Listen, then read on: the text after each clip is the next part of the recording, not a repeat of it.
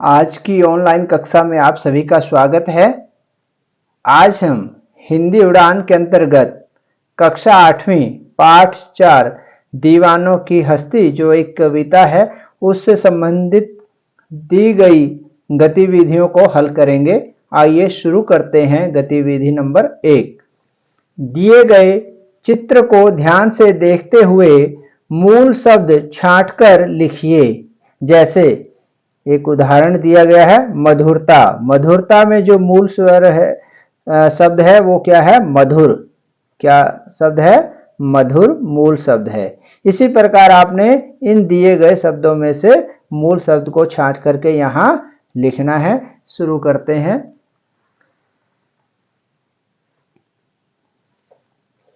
हम घड़ी की तरह से जैसे घड़ी में यहाँ पर 1 बजता है तो यहाँ से हम घड़ी की दिशा में ही शब्दों को हल करते चलेंगे। पहला जो शब्द है वो सफलता। सफलता में जो मूल शब्द रहेगा वो क्या रहेगा? सफल। उड़ता। उड़ता में मूल शब्द रहेगा उड़।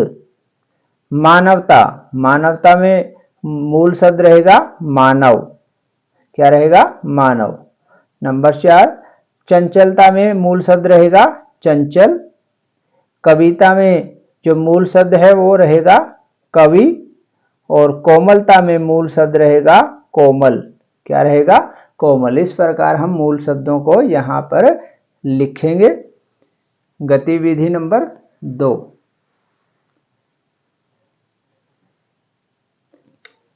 निम्नलिखित पद्यांश को पढ़कर प्रश्नों के उत्तर लिखिए।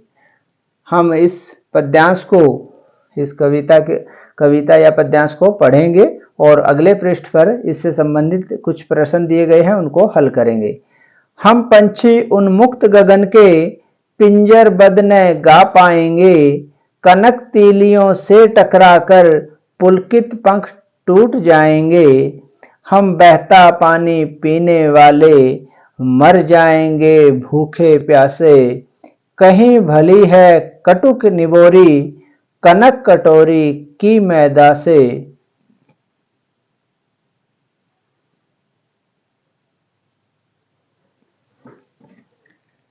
तो पीछे जो पद्यांश दिया गया था उससे संबंधित ये प्रश्न दिए गए हैं, इनको हल करते हैं। क प्रस्तुत पद्यांश में भूखे प्यासे में कौन सा समास प्रयुक्त हुआ है? कौन सा हुआ है? ये कोष्ठक में 2 समासों के नाम है द्वंद्व और द्विगु। जैसा कि आप जानते हैं भूखे और प्यासे के बीच में योजक चिन्ह है।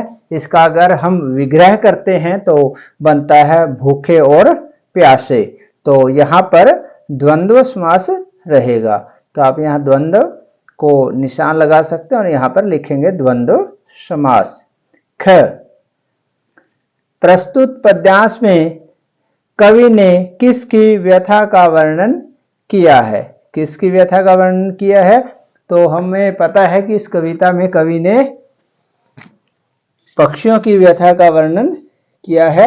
तो यहाँ पर हम वो स्वयं की व्यथा का वर्णन नहीं है, वो किसका? पक्षियों की। तो यहाँ पर हम क्या लिखेंगे? दुनिया की। तो हम लिख सकते हैं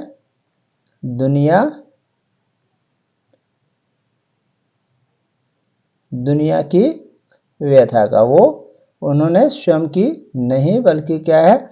औरों की, यानी पक्षियों की। तो इसकी जगह हम क्या लिख सकते हैं? दुनिया की व्यथा का।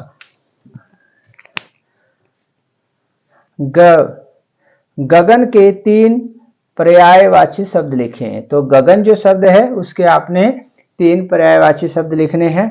गगन को नभ भी कहा जाता है, आकाश, आसमान, अंबर। तो इस प्रकार आप 3 या 4 या इससे अधिक जो भी आपको शब्दों का ज्ञान है वो पर्यायवाची शब्द आप लिख सकते हैं। अगला जो प्रश्न है, प्रस्तुत पद्यांश में प्रयुक्त हम कौन सा सर्वनाम है? जो हम शब्द है ये कौन से सर्वनाम के अंतर्गत आता है? पुरुषवाचक सर्वनाम या निजवाचक सर्वनाम? तो यह पुरुषवाचक सर्वनाम का भेद है, क्योंकि पुरुषवाचक में प्रथम पुरुष, मध्यम पुरुष और अन्य पुरुष। तो ये प्रथम पुरुष के अंतर्गत आता है, तो ये पुरुषवाचक सर्वनाम रहेगा। आइए गतिविधि नंबर 3 पर चलते हैं। गतिविधि 3 को हल करने से पहले पढ़ते हैं। निम्नलिखित चित्रों को ध्यान से देखें। इनमें से जिस कार्य को करने में आपको अत्यधिक खुशी मिलती है उसके बारे में 5 वाक्य लिखें और कोई एक करना है। तो ये 3 तस्वीर दिखाई गई हैं, 3 चित्र दिखाए गए हैं। इनमें से जो कार्य करना आपको ज़्यादा मज़ेदार लगता है, अच्छा लगता है, उसके बारे में किसी एक कार्य के बारे में आप 4 या 5 वाक्य लिखेंगे। तीनों के बारे में आपने यहाँ पर नहीं लिखना है क्योंकि जगह कम है और बताया गया है कि कोई एक करना है। तो आप अपनी पसंद से चाहे पतंग के बारे में लिखें कि मुझे पतंग उड़ाना बहुत अच्छा लगता है, मैं रंग बिरंगी पतंग उड़ाता हूँ, अपने दोस्तों के साथ पतंग उड़ाता हूँ। चाहे आप क्रिकेट के बारे में लिखें, चाहे पुस्तकें पढ़ने के बारे में कि मुझे पुस्तकें पढ़ना बहुत ही अच्छा लगता है, मैं कहानियों की पुस्तकें बड़े खुश होकर पढ़ता हूँ, मैं विद्यालय की लाइब्रेरी में हर रोज़ 1 घंटा पुस्तकें पढ़ता हूँ। या जो भी आप लिखना चाहें किसी भी एक